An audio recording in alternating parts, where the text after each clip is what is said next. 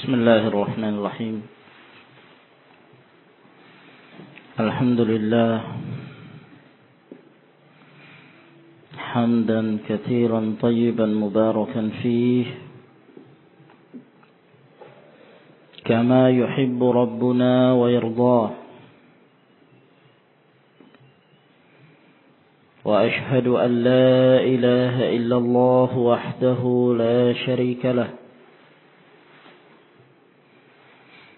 وأشهد أن محمدا عبده ورسوله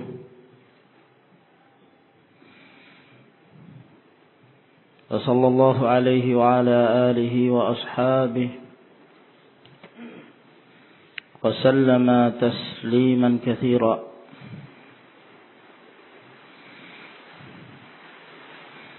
أما بعد، kita lanjutkan kembali dari pembahasan kitab Tauhid li Syekh Al-Allamah Mujaddid al-Islam Muhammad ibn Abdul Wahhab An-Najdi rahimahullahu ta'ala. Dan pada pertemuan yang terakhir kita telah sampai pada bab ma jaa fi kathratil halif,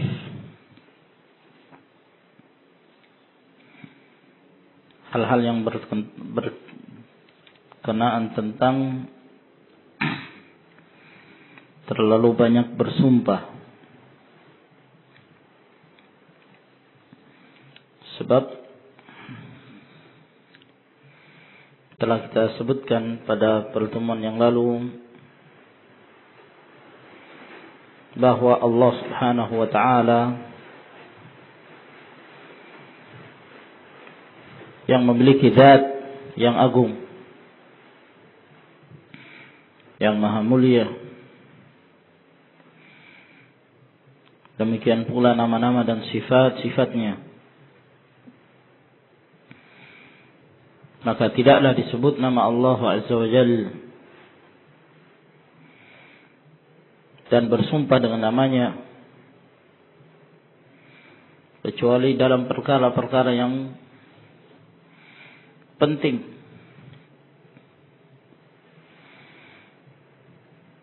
dan tidak dikhianati. Dan tidaklah seorang bersumpah dengan nama Allah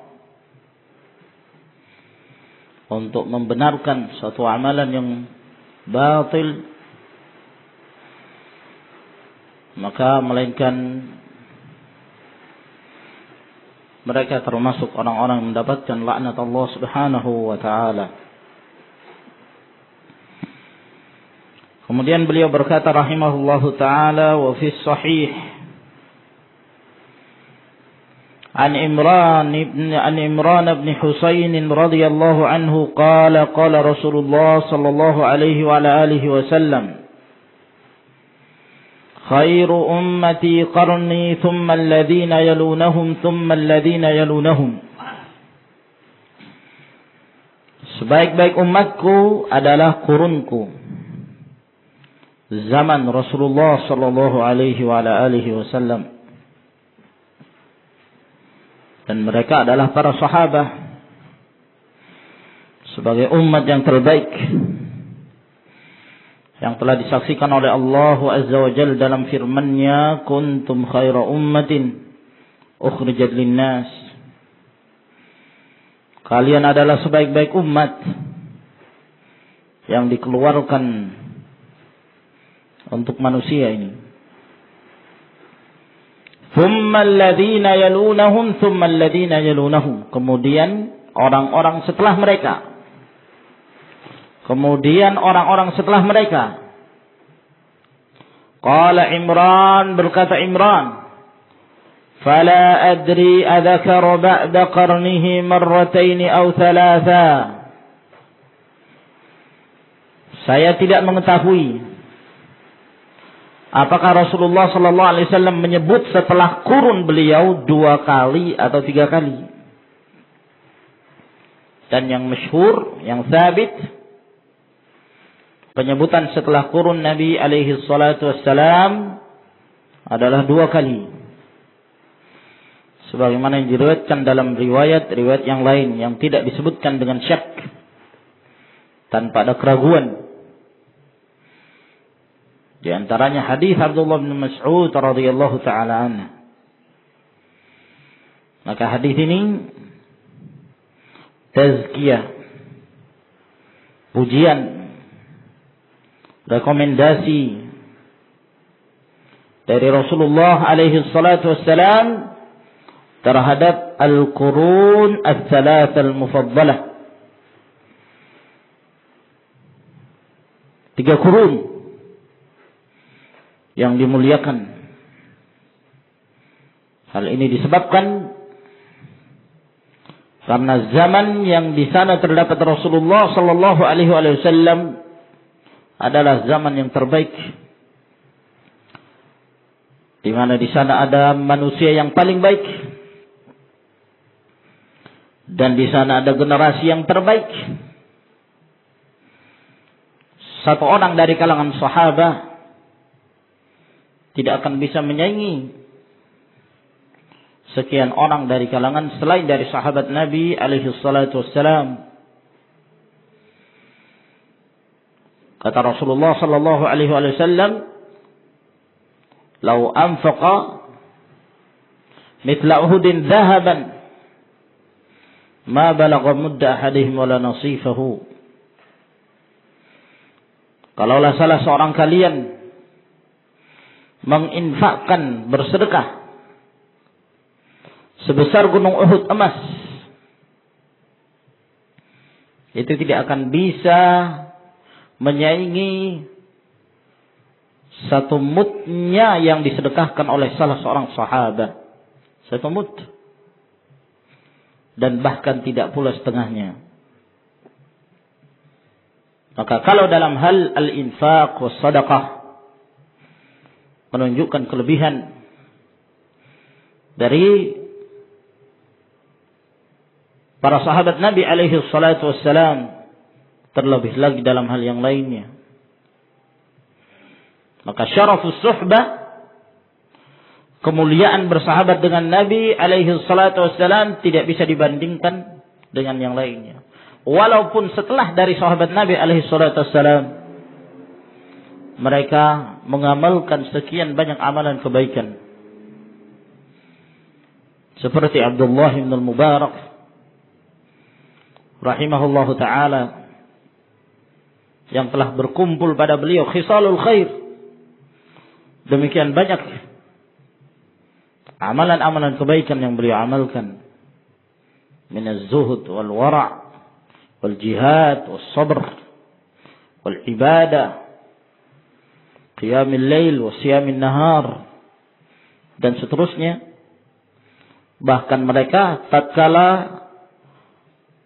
para ulama salaf mudzakarah untuk menyebutkan kebaikan-kebaikan yang dimiliki oleh Abdullah bin Al-Mubarak, seakan-akan mereka telah menyebutkan semua khisalul khair, dan itu ada pada diri Abdullah bin Al-Mubarak rahimahullah ta'ala. Hanya satu yang beliau tidak miliki, yaitu beliau tidak bertemu Rasulullah sallallahu alaihi wasallam. Nah, namun demikian tidak ada bandingannya Abdullah bin Mubarak dengan salah seorang dari sahabat Nabi alaihi salatu wassalam. Karena syarafus suhbah itu tidak ada bandingannya. Lalu kata Rasulullah alaihi salatu wassalam, "Tsumma inna ba'dakum qaumun."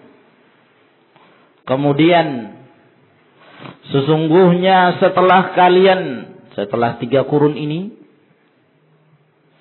akan muncul satu kaum, sekelompok, ta'ifah. Dalam riwayat yang lain, dalam sahih al-Imam al-Bukhari rahimahullah, "Inna ba'dakum qauman." Inna ba'dakum qauman dengan dinasab. Kalau qauman dalam keadaan mansub, wadih, jelas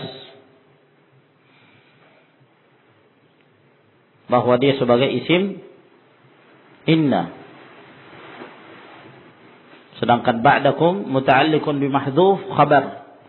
Ini wadih, jelas kalau seperti ini. Tapi kalau qaumun seperti yang disebutkan dalam riwayat ini, antum juga ikhwan, inna ba'dakum qauman. Nah, dalam sebagian cetakan disebutkan ya dengan mansub. Dua-duanya ada riwayatnya. Dan dua-duanya terdapat di dalam as-sahih. Namun kalau diriwayatkan dan disebutkan dengan inna ba'dakum qaumun, bagaimana jalan keluarnya? Sebagian dari kalangan para ulama ada yang mengatakan ini lughah. Ini satu lughah di antara lughatul Arab yang membolehkan ya bagi mereka untuk tidak menulis alif. Ada yang mengatakan ini lughah rabi'iyah, bahasa Rabi'ah, yang membolehkan tidak menulis alif, tapi kalau diucapkan tetap inna ba'dakum qauman, hanya tidak ditulis alif padanya. Namun jawaban ini tidak diridai oleh sebagian dari kalangan para ulama, di antaranya Syekh Muhammad ibn Shalih Al-Utsaimin rahimahullah taala. Sebab na'am, riwayat yang disebutkan tanpa alif ini itu ditulis demikian dan dibaca demikian. Jadi bukan dibaca inna ba'dakum qaumun. Mereka-mereka yang meriwayatkan sahih Al-Imam Al-Bukhari rahimahullahu taala, mereka tetap membaca inna ba'dakum qauman. Hanya saja dalam penulisan alif tidak tertulis. Nah, jawaban yang kedua,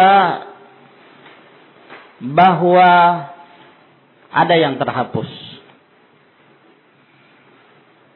yaitu isim inna yang terhapus dalam kalimat ini. Yang isim inna di situ kedudukannya sebagai dhamir asy-sya'n. Dia sebagai dhamir asy-sya'n. Jadi asalnya innahu ba'dakum qaumun. Itu takdirnya. Seakan-akan ada dhamir yang disebutkan setelah inna. Innahu ba'dakum qaumun. Nah, sehingga qaumun kedudukannya sebagai khabar. Sedangkan isimnya mahdhuf. Wallahu a'lamu bis-shawab, wal hasil bahwa kedua riwayat tersebut sahih. Thumma inna ba'dakum qaumun yashhaduna wa la yustashhadun. Kemudian sesungguhnya akan muncul satu kaum setelah kalian. Mereka itu menjadi saksi dan siap untuk diangkat menjadi saksi dalam berbagai khusumat, dalam berbagai persengketaan yang terjadi di antara kaum muslimin.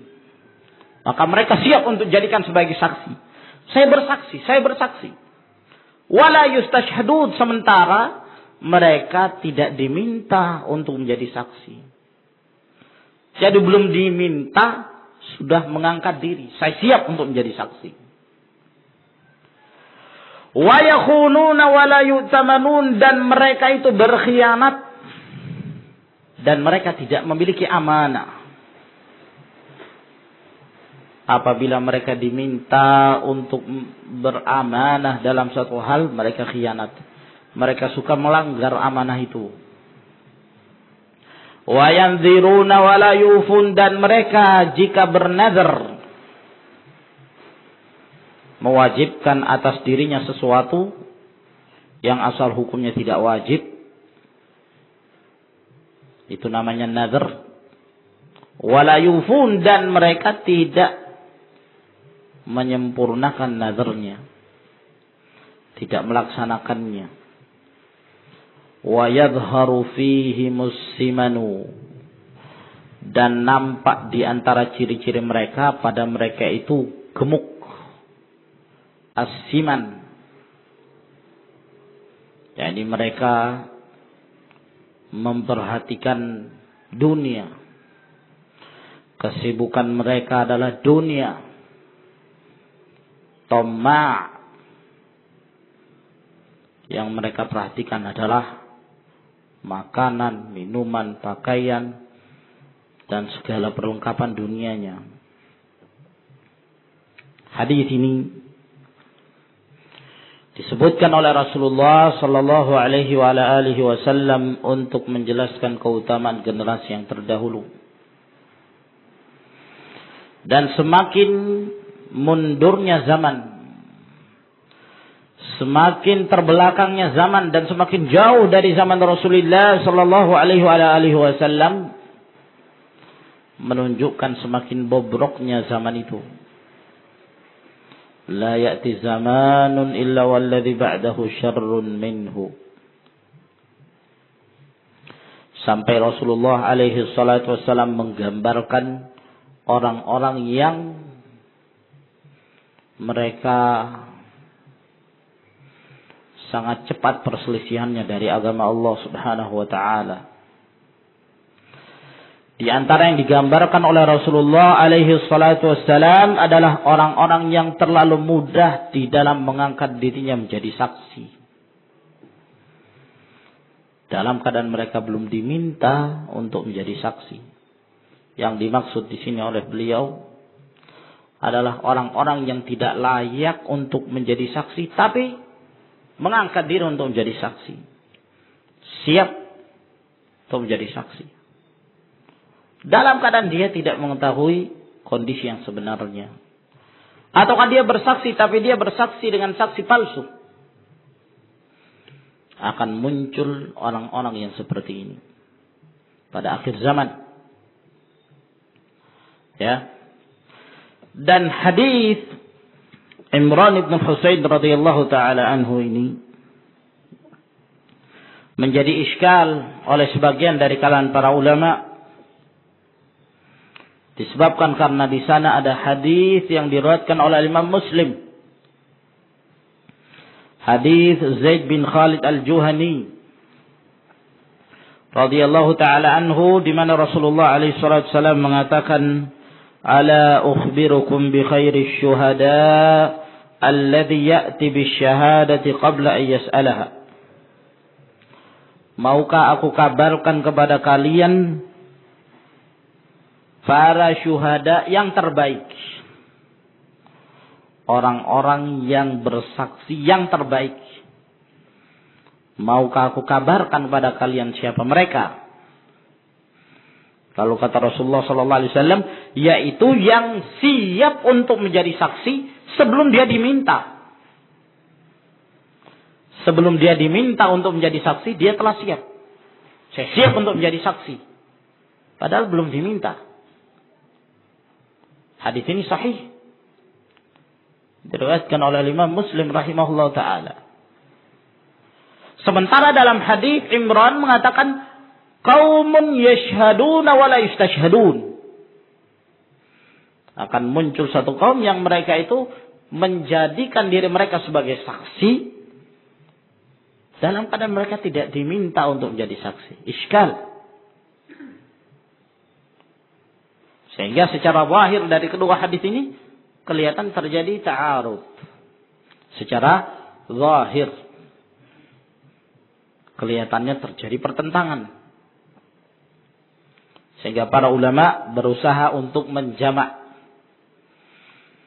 menggabungkan antara dua hadis tersebut karena kedua-duanya sahih. Adapun sebagian dari mereka yang menempuh cara merojihkan salah satu di antara keduanya, maka ini adalah cara yang keliru karena kedua-duanya sahih. Sabit datang dari Nabi alaihi salatu wassalam. Adapun mereka yang mengatakan bahwa hadis ini digabungkan, bahwa yang dimaksud dengan hadis Imran adalah mereka-mereka yang mengangkat dirinya sebagai saksi dalam keadaan mereka tidak memiliki keahlian untuk dijadikan sebagai saksi. Tidak sempurna syarat-syarat pada mereka untuk dijadikan sebagai saksi. Mungkin dari sisi adalah mereka tidak adil, mereka fasik, ya, kebiasaan bersumpah palsu. Nah, ataukah mereka termasuk di antara orang-orang yang menuduh tanpa bukti, qadhif,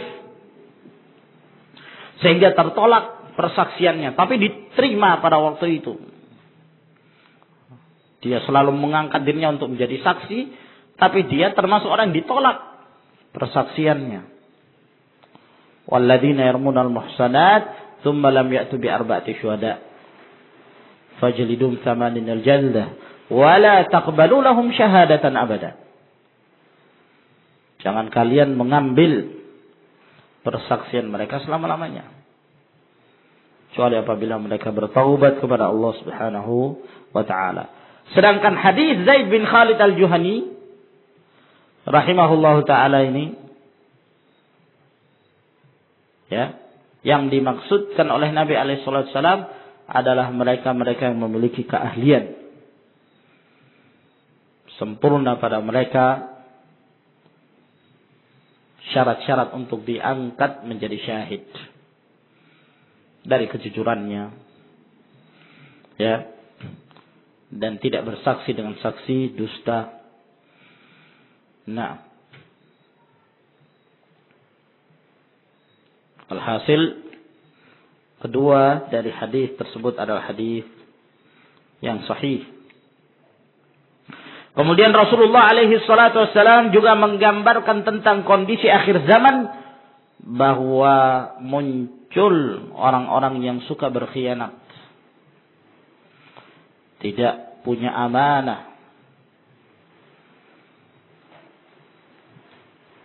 dan tidak bisa dianggap sebagai amin, orang yang terpercaya.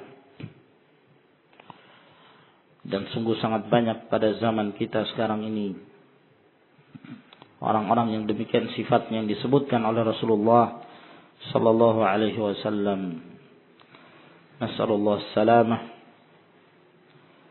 Demikian pula yang disebutkan oleh Rasulullah alaihi salatu wassalam, bahwa mereka tidak menunaikan nazar. Sedangkan orang-orang yang disifatkan oleh Allah Subhanahu wa taala sebagai hamba-hamba yang saleh, di antara sifat mereka adalah yufuna bin nazar. Mereka senantiasa menunaikan nazar-nazar mereka. Sementara muncul satu zaman ini, mereka telah mewajibkan atas diri mereka janji mereka terhadap Allah Subhanahu wa taala. Bukan hanya terhadap manusia, terhadap Allah. Dia mewajibkan atas dirinya sehingga telah menjadi wajib. Yang asal hukumnya tidak wajib, namun dia tidak menunaikan. Maka di sini menunjukkan bahwa apabila seorang muslim telah menyatakan satu nazar, maka tidak ada jalan lain bagi dia kecuali dia harus menunaikannya. Kecuali dalam perkara-perkara kemaksiatan kepada Allah Subhanahu wa taala. La nazara fi ma'siyatillah. tidak ada nazar dalam hal bermaksiat kepada Allah Subhanahu wa taala, dan telah kita jelaskan dalam bab-bab sebelumnya. Lalu kata Rasulullah alaihi salatu wassalam, wa yadhharu fihi musliman, dan nampak pada mereka itu kegemukan. Hadis ini iskal. Disebutkan bahwa di antara ciri-ciri mereka adalah orang yang gemuk. Apakah gemuk itu suatu celaan? Ya. Dari satu sisi, gemuk tersebut bisa menjadi celaan. Apabila kegemukan tersebut disebabkan karena hubbud dunia, disebabkan karena ketamakan pada dunia, rakus terhadap dunia, tidak memiliki ham kecuali dunia. Ya. Semuanya diarahkan ke sana. Makannya, minumnya, itulah kepentingan dia. Nah, dan kebanyakan orang-orang yang demikian ini balid fil fahm. Dalam pemahaman bodoh. Ya. Dan malas dalam beribadah kepada Allah Subhanahu wa taala. Nah, namun bukan yang dimaksud di sini adalah celaan terhadap sifat gemuk itu sendiri, sebab para ulama menyatakan bahwa gemuk itu satu sifat yang terdapat pada tubuh seseorang yang sudah menjadi ketetapan dari Allah Subhanahu wa taala terhadap sebagian mereka. Sama seperti tinggi, sama seperti pendek. Ya. Demikian pula. Sehingga para ulama menafsirkan bahwa yang dimaksud dengan hadis ini, wa yadhharu fihi musliman ay yuhibbuna at-tawassu'a fil ma'akil wal masyarib. Yaitu mereka senang untuk bersenang-senang dengan makanan dan minuman. Sebagian di kalangan para ulama ada yang mengatakan ayyatasammanuna bima laisa fihim. Mereka menggemukkan diri mereka dengan sesuatu yang tidak halal untuk mereka ambil, untuk mereka makan ataukah mereka minum. Walhasil hadis ini adalah celaan terhadap ahlu dunia. Ya, apakah mereka gemuk atau mereka kurus? Sungguh sangat banyak dari kalangan ahlu dunia, ubadu dunia, hamba dunia, dan mereka kurus. Dalam keadaan mereka tidak memiliki himmah kecuali dunia, tidak memiliki kepentingan kecuali dunia, waliyadzubillah. Wa fihi an Ibnu Mas'ud, dan juga diriwayatkan dalam As-Sahih, ini dalam Sahih Al-Imam Al-Bukhari, dari Abdullah bin Mas'ud anna Nabi sallallahu alaihi wasallam qala, bahwa Nabi sallallahu alaihi wa alihi wasallam bersabda, khairun nasi qarni, thumma alladhina yalunahum, thumma alladhina yalunahum. Sebaik-baik manusia itu adalah kurunku, zamanku. Kemudian orang-orang setelah mereka, kemudian orang-orang setelah mereka. Thumma yaji'u qaumun tasbiqu syahadatu ahadihim yaminahu wa yaminuhu syahadatahu. Kemudian akan muncul, akan datang satu kaum yang persaksian salah seorang mereka mendahului sumpahnya, dan sumpahnya mendahului persaksiannya. akan muncul satu kaum, menunjukkan kaum ini munculnya setelah al-qurunul mufaddalah, setelah 3 kurun. Karena ketika Rasulullah SAW menyebutkan 3 kurun ini, beliau tidak menyebutkan itu. Khairun nasi qarni, thumma alladhina yalunahum, thumma alladhina yalunahum, thumma. Kemudian, ini datang setelah 3 kurun. Kaum ini yang memiliki sifat persaksian mereka mendahului sumpahnya, ataukah sumpahnya mendahului persaksiannya. Para ulama menafsirkan dan menjelaskan maksud dari sabda Nabi alaihi salatu wassalam ini dengan beberapa penafsiran. Penafsiran yang pertama yang dimaksud oleh Nabi alaihi salatu wassalam, persyahadatan yang mendahului sumpah dan sumpah yang mendahului syahadah, yaitu disebabkan karena mereka kurang dipercaya. Akan muncul nanti suatu zaman yang orang-orang yang dipercaya itu kurang dipercaya, sehingga tidak cukup untuk dijadikan sebagai saksi saja. Harus ditambah lagi dengan sumpah. Harus ditambah lagi dengan sumpah. Ya, akhirnya sumpah mendahului persaksian, atau persaksian mendahului sumpah. Maksudnya disebabkan karena mereka tidak menerima persaksian semata, sehingga orang yang bersaksi pada waktu itu, mereka ketika bersaksi, persaksian harus disertai dengan sumpah agar semakin dikuatkan persaksian itu, semakin menguatkan persaksian. Nah, orang-orang sudah kurang mulai dipercaya. Nah, tidak cukup dengan hanya sekedar asyhadah, sekedar bersaksi. Dalam keadaan zaman-zaman sebelumnya, cukup dengan bersaksi sudah cukup. Dia menjadi syahid sudah cukup. Tapi akan muncul zaman ini yang mereka kurang percaya. Harus disertai dengan wallah, sumpah atas nama Allah Subhanahu wa ta'ala. Ini makna yang pertama. Makna yang kedua, bahwa yang dimaksud oleh Nabi alaihi salatu wassalam ini, mereka adalah kaum yang terlalu menggampang-gampangkan persaksian, terlalu memudah-mudahkan sumpah. Nah, iya kan? Hakadha ya akhana Rifa'i. Qum ya akhi.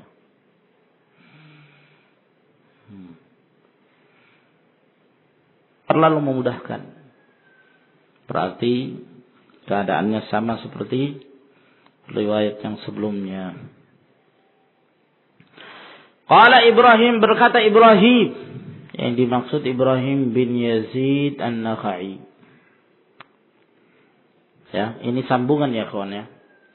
Ini sambungan dari hadis Abdullah bin Mas'ud, karena Ibrahim bin Yazid An-Nakha'i ini yang meriwayatkan hadis itu.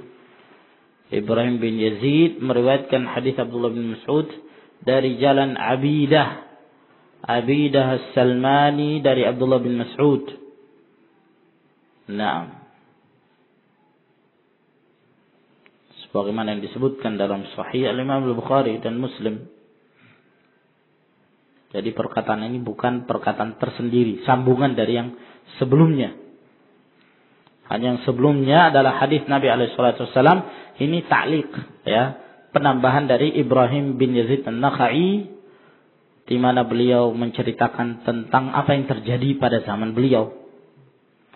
Qala Ibrahim, berkata Ibrahim rahimahullahu ta'ala, kanu yadribunana ala syahadati wal ahdi wa nahnu sighar. Adalah mereka, Ibrahim bin Yazid An-Nakha'i Ini tabi'ut tabi'i. Nah,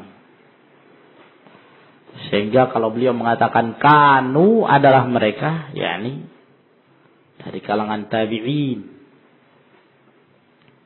Nah,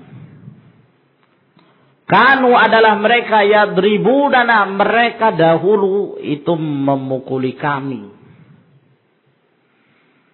Ya, ala syahadah, disebabkan karena kami diangkat atau disebabkan karena kami siap untuk menjadi saksi, atau disebabkan karena kami ya alal ahdi, ya alayya ahdullah, ya bersumpah dan yang semisalnya. Sebagian para ulama ada yang menafsirkan al-ahdi di sini adalah al-wasiyah. Nah,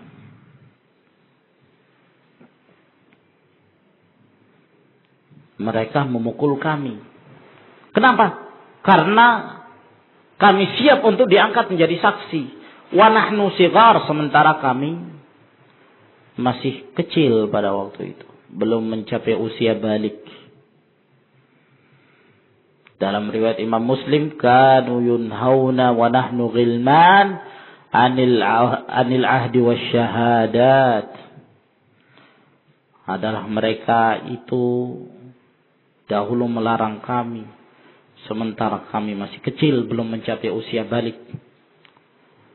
Ya, untuk bersumpah, sumpah dan bersaksi. Dan makna dari perkataan Ibrahim ini adalah larangan ya seseorang untuk bersegera dan bermudah-mudahan dalam hal ini. Saya siap untuk menjadi saksi. Ya. Asyhadu billah, demi Allah demikian dan demikian, terjadi yang demikian. Nah, sementara dia tidak memiliki ahliyah, belum memiliki ahli dalam hal ini. Tidak sempurna padanya. Dia belum balik. Nah. Sehingga mereka mengkhawatirkan. Jangan sampai anak-anak ini bersumpah. Jangan sampai anak-anak ini siap untuk menjadi saksi. Sementara mereka itu belum saleh. Belum baik untuk dianggap. Dan diangkat menjadi saksi. Nah. Maka di sini menunjukkan bahwa para ulama salaf membenci anak-anak itu diangkat sebagai saksi, diterimanya persaksiannya.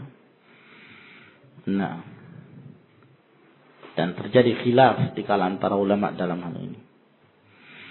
Dan di dalam hadis ini pula atau azhar ini menunjukkan bahwa para ulama salaf mendidik anak-anak mereka. Terkadang dengan pukulan. Dan itu penting. Nah,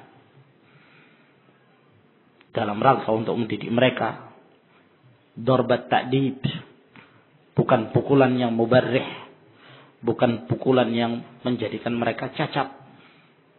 Tapi pukulan yang mendidik mereka. Nah, dan ini masyhur dari kalangan para ulama as-salaf. Kemudian kita lanjutkan ke bab yang berikutnya. Qala al-muallif rahimahullahu ta'ala babu ma jaa fi dhimmatillahi wa dhimmati nabiyhi sallallahu alaihi wa ala alihi wasallam. Bab penjelasan tentang janji terhadap Allah dan janji terhadap nabinya sallallahu alaihi wasallam. Az-zimmah al-ahd. Ya. Yang dimaksud adalah janji kalian terhadap Allah dan dan terhadap nabinya sallallahu alaihi wasallam. Janji kita terhadap Allah adalah kita mentauhidkannya, beribadah hanya kepada Allah subhanahu wa ta'ala dan tidak menyekutukan. Dan janji kita terhadap Rasulullah sallallahu alaihi wasallam adalah mengikuti sunnah-sunnahnya, tidak melakukan perbuatan bid'ah, tidak menyembunyikan sesuatu dari apa-apa yang datang dari Nabi sallallahu alaihi wasallam. Wa qauluhu ta'ala, dan firman Allah subhanahu wa ta'ala, wa awfu bi ahdillahi idza ahadtum wa la tanqudul aymana ba'da tawkidiha wa qad ja'altumullaha 'alaikum kafila innallaha ya'lamu ma taf'alun. Hendaklah kalian menyempurnakan janji kalian terhadap Allah. Jadi kalau biahdillah maksudnya adalah biahdikum Allah. Ya. Janji kalian terhadap Allah. Janji manusia yang terhadap Allah adalah menyembahnya kepada Allah subhanahu wa ta'ala. Sudah terjadi mu'ahadah sebelum manusia itu dilahirkan di dunia ini. Telah terjadi perjanjian antara mereka dengan Allah subhanahu wa ta'ala. Akhdul mitsaq. Pengambilan perjanjian itu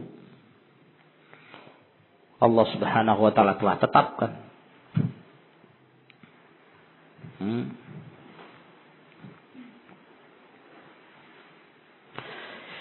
Maka hendaklah kalian menepati janji kalian itu apabila kalian berjanji. Ya. Jika kalian berjanji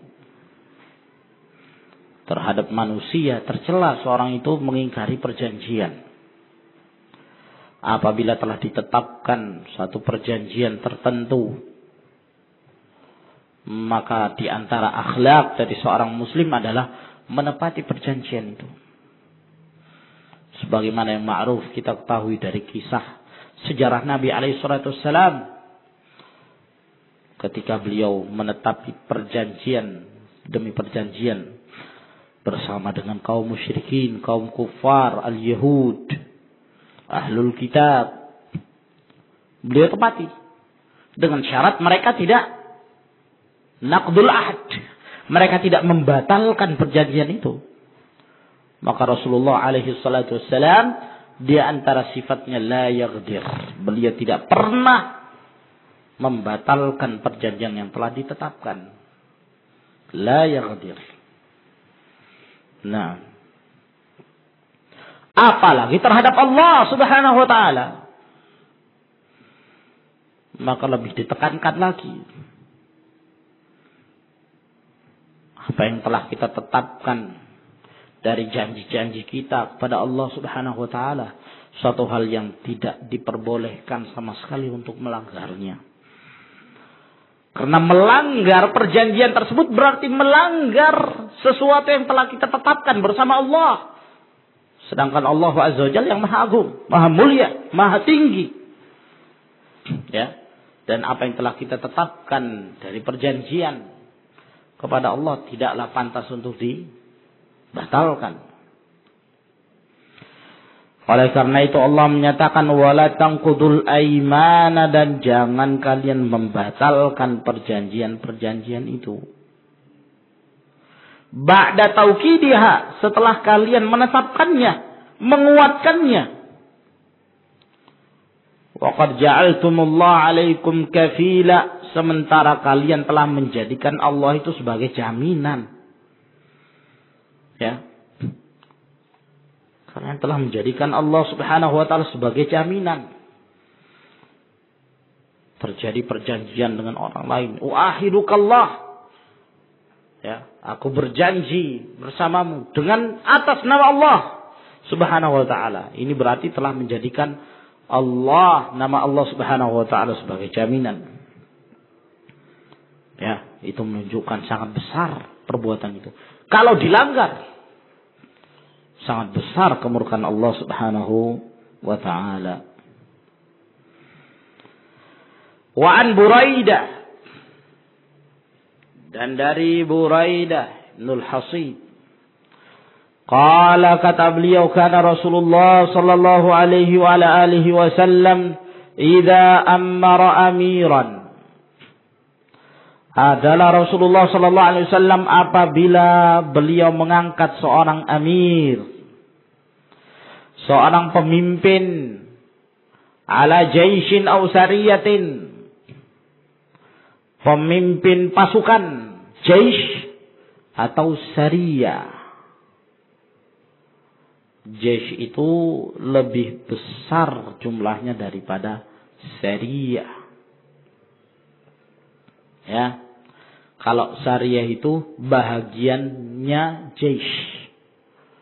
Bahagian dari jaish. Ya. Itu sariyah.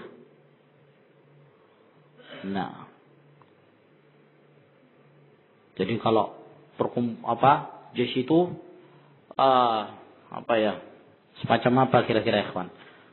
Batalion, ya. Semacam batalion besar. Ya, kompi fulan bin fulan. Nah, diutus sebagian dari batalion ini. Ya, diutus sekitar 10 orang misalnya. Ya, atau 15 orang satu regu, iya kan? Nah, ini namanya sariyah.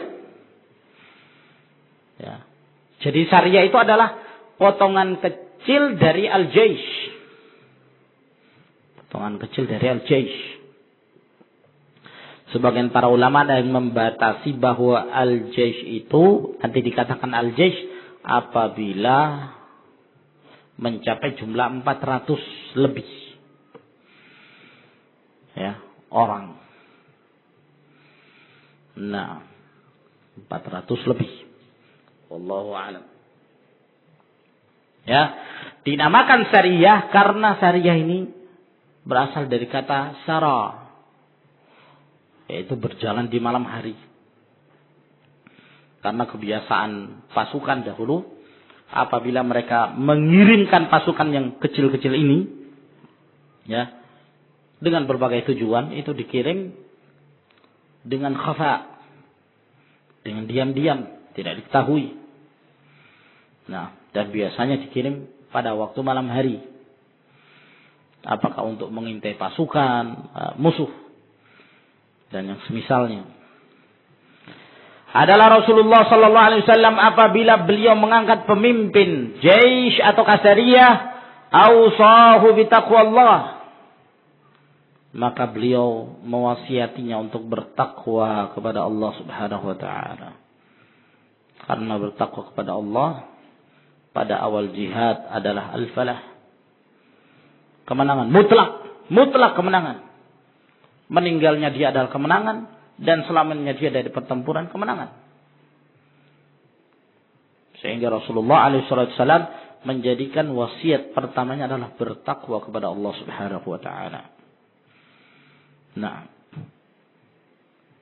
wa biman ma'ahu minal muslimina khaira, dan beliau pun mewasiati pemimpin tersebut untuk bertakwa kepada Allah Subhanahu wa taala.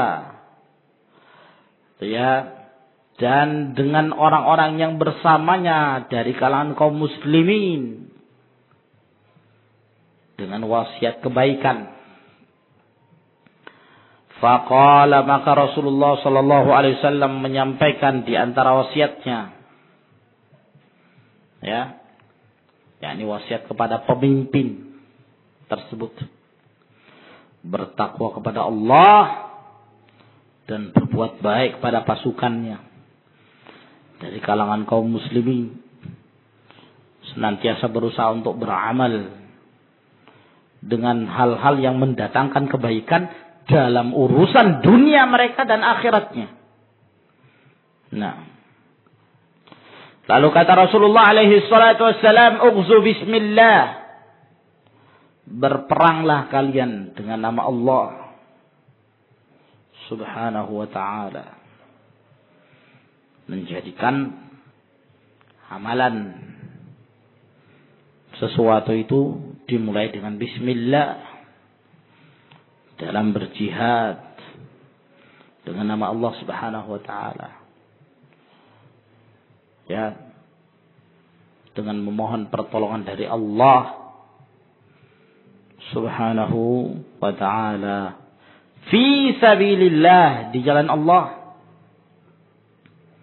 Nah, niatkan dalam berjihad itu ikhlas, bukan karena riya, bukan karena hamiyah, bukan disebabkan karena keberanian semata. Qatilu man kafara billah, perangilah orang-orang yang kufur, yang ingkar terhadap Allah Subhanahu wa ta'ala. Perangi mereka. Ya. Nah, orang-orang kafir itu. Kenapa mereka diperangi? Disebabkan karena kekufuran mereka. Lah kenapa mereka diperangi? Disebabkan karena kekufuran, agar tidak terjadi fitnah di muka bumi. Selama terjadi kekufuran, terjadi kesyirikan di muka bumi, maka fitnah. Wa qatiluhum hatta la takuna fitnah wa yakuna ad-dinu kulluhu lillah. Al-fitnatu syirk, al-fitnatu hiyal kufur. Perangilah mereka sampai tidak terjadi fitnah. Maka ini menunjukkan disyariatkannya dan diperintahkannya bagi kaum muslimin untuk memerangi orang-orang kafir, orang-orang yang kufur terhadap Allah Subhanahu wa ta'ala. Ya, tentunya mereka dari kalangan kufar harbiyin, orang-orang kafir yang berhak untuk diperangi. Nah, siapa mereka? Akan disebutkan oleh Nabi SAW. Ughzu, perangilah mereka. Wala taghullu, jangan kalian berbuat gulul. Gulul itu menyimpan ghanimah. Ya. Tidak menyerahkannya kepada amir, tidak menyerahkannya kepada pemimpin, tapi disimpan sendiri. Ini hukumnya haram, di antara dosa besar. Wa may yaghlul ya'ti bima ghalla yaumal qiyamah. Barang siapa yang gulul, maka dia akan membawa apa yang dia gulul itu pada hari kiamat. Wala taqdiru, dan jangan kalian mengingkari janji. Ya. Jangan kalian menipu. Nah, janji tapi tidak ditepati janjinya. Berkhianat, mengkhianati ketetapan. Nah, lalu bagaimana dengan kisah Ali bin Abi Thalib radhiyallahu taala anhu? Tatkala terjadi mubarazah sebelum berkecamuknya perang Badar, terjadi mubarazah, perang tanding satu lawan satu. Ya, maka Ali bin Abi Thalib radhiyallahu taala anhu, beliau ketika berhadapan dengan salah seorang dari musyrikin, maka orang ini datang, ya, dan mendatangi Ali bin Abi Thalib radhiyallahu an, dalam keadaan Ali bin Abi Thalib mengatakan, ya, ada apa? Atau aku tidak, mengapa aku dihadapi oleh dua orang? Ya. Mengapa aku dihadapi oleh dua orang? Nah, aku siapnya bertanding satu lawan satu. Kenapa aku berhadapan dengan dua orang? Pikiran musyrikin ini, ada orang lain lagi yang berjalan di belakangnya. Nah, maka dia menoleh. Nah, karena mendengar perkataan Ali bin Abi Thalib. Maka dia menoleh, ternyata tidak ada yang lain. Sambil dia menoleh begitu, maka Ali bin Abi Thalib menerjang dia dan menebas lehernya. Matilah dia. Ya. Dan itu adalah tipuan, iya kan? Dan itu diperbolehkan karena Rasulullah SAW mengatakan al-harbu khud'ah. Peperangan itu adalah tipuan. Diperbolehkan seorang itu ya melakukan penipuan dalam peperangan. Tapi yang dilarang oleh Nabi alaihi salatu wassalam di dalam hadis ini yaitu apabila terjadi perjanjian untuk gencatan senjata antara kaum muslimin dengan orang-orang kafir. Ya. Terjadi perjanjian. Di mana orang kafir ini tidak diperangi. Kenapa? Karena mereka membayar jizyah misalnya. Mereka telah membayar upeti. Kalau mereka telah membayar upeti, berarti mereka telah menjadi ahlul zimmah. Menjadi kafir zimmin. Yang tidak boleh diperangi, di bawah perlindungan kaum muslimin. Nah, di bawah perlindungan kaum muslimin hatta yu'tul jizya an yadin wa hum saghirun. Itu perjanjian. Ya. Atau terjadi gencatan senjata antara kaum muslimin dengan orang-orang kafir atau musyrikin. Di mana telah terjadi ketetapan perjanjian di antara mereka dalam jangka waktu sekian tidak boleh saling serang menyerang. Tidak boleh saling menyerang. 1 tahun misalnya. Maka kaum muslimin harus menepati janji itu. Fa'atimu ilaihim ahdahum ila muddatihim. Sempurnakan perjanjian itu sampai kepada batasan yang telah ditetapkan. Selama mereka mau menepati perjanjian itu, famastaqamu lakum fastaqimu lahu.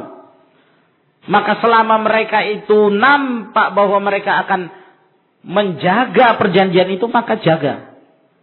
Pelihara perjanjian, jangan batalkan. Nah, maka dalam hal ini tidak boleh seorang muslim untuk membatalkan perjanjian itu, mengkhianatinya. Bahkan itu dosanya besar.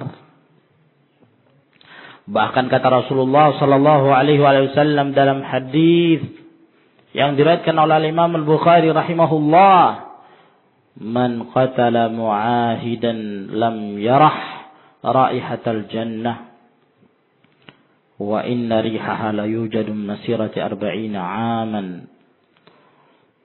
Barang siapa yang membunuh seorang kafir mu'ahid. Orang kafir mu'ahid, sebagian para ulama mengatakan yaitu kafir zimmi. Ya. Sebagian yang lain lagi ada yang mengatakan kafir mu'ahid yaitu mereka yang telah mengikat perjanjian damai dalam waktu tertentu dengan kaum muslimin. Maka barang siapa yang membunuh dia, padahal dia kafir, tapi sudah terjadi ikatan perjanjian, status dia sudah menjadi mu'ahid, bukan lagi kafir harbi, maka dia tidak akan mencium baunya surga jika dia membunuhnya. Dalam keadaan bau surga itu didapati dari jarak 40 tahun. Nah, kecuali kalau nampak dari mereka bahwa mereka akan membatalkan perjanjian. Apakah secara nas mereka mengumumkan kami batalkan perjanjian. Ya. Maka dalam hal ini tidak ada jalan lain bagi kaum muslimin kecuali membatalkannya. Ya. Atau ada tanda-tanda, walaupun bukan nas, ada tanda-tanda bahwa mereka akan membatalkannya. Nah, maka dalam hal ini hendaklah bagi kaum muslimin untuk mengumumkan kepada mereka, ya, mengirim utusan, pemimpin mengirim seorang utusan pada mereka, lalu mengatakan kami batalkan perjanjian itu. Dan sekarang tidak lagi ada perjanjian. Setelah itu dibatalkanlah. Ya. Jika dikhawatirkan pengkhianatan itu dari mereka. Wa imma takhafanna min qaumin khiyanatan fanbir ilaihim ala sawa. Nah, seperti yang telah dilakukan oleh Nabi alaihi wasallam dengan ahlul kitab. Nah, Banu Quraidah, Banu Mustalik dan yang semisalnya. Wala tumatsilu, jangan kalian mentamsil mayat-mayat musuh. Yang dimaksud dengan tamsil yaitu menyiksa musuh tersebut. Nah, kalau sudah ditangkap misalnya, maka gunting telinganya, kemudian dipotong hidungnya, kemudian dicungkil matanya. Ini tidak boleh. Ya, haramkan. Fa idza qataltum fa ahsinu al-qitlah. Tidak diperbolehkan tamtsil. Lalu bagaimana kalau musuh itu mentamtsil kaum muslimin? Mereka mencacah-cacah tubuhnya kaum muslimin, mencabik-cabik mayatnya kaum muslimin jika mereka tangkap. Apakah boleh bagi kaum muslimin untuk membalas perbuatan itu? Terjadi khilaf di kalangan para ulama. Dan mazhab Syekhul Islam Ibnu Taimiyah rahimahullah taala, beliau membolehkan dalam hal ini. Sesuatu hukum yang asal hukumnya tidak boleh, ya, menjadi boleh jika mereka memulai. Nah, dan beliau berdalil dengan firman Allah Subhanahu wa taala, "Faman i'tada 'alaikum fa'tadu 'alaihi bimithli ma i'tada 'alaikum."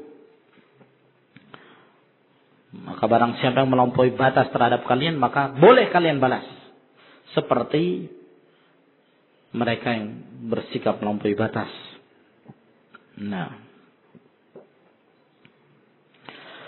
wala taqtulu walidan, dan jangan kalian membunuh anak kecil.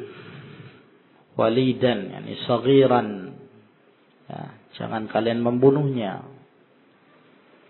Menunjukkan tidak diperbolehkan membunuh anak kecil dalam peperangan. Ya. Illahnya karena mereka tidak ikut berperang.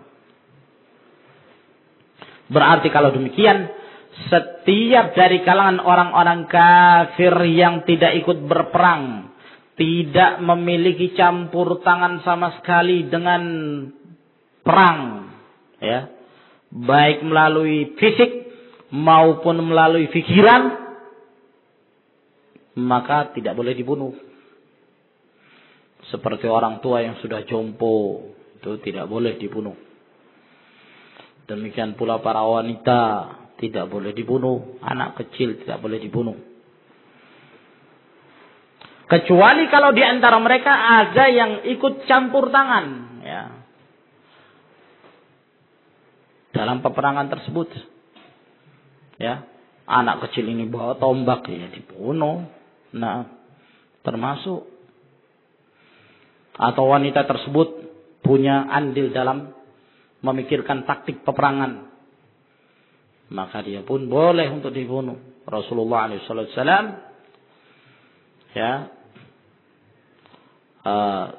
yakni para sahabat, ketika Rasulullah SAW telah mengangkat Sa'ad bin Mu'adz dalam peristiwa Banu Quraidah untuk menjadi penegak hukum pada waktu itu, maka ditetapkanlah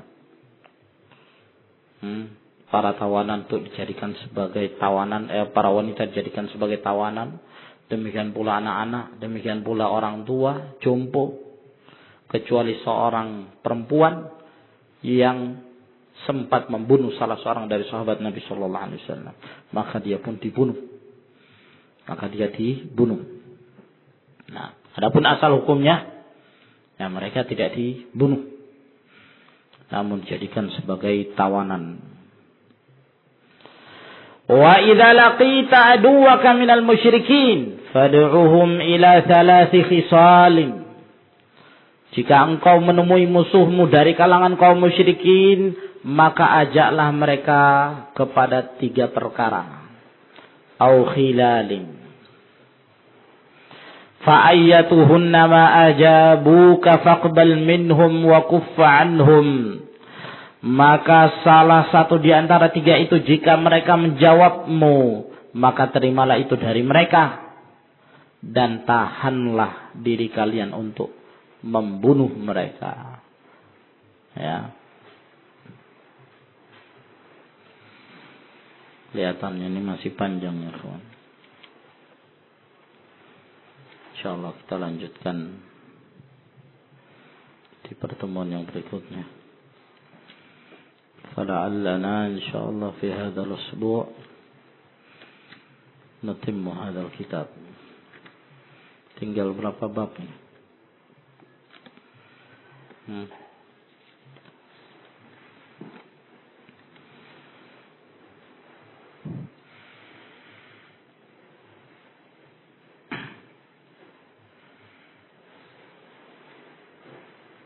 Empat, ya.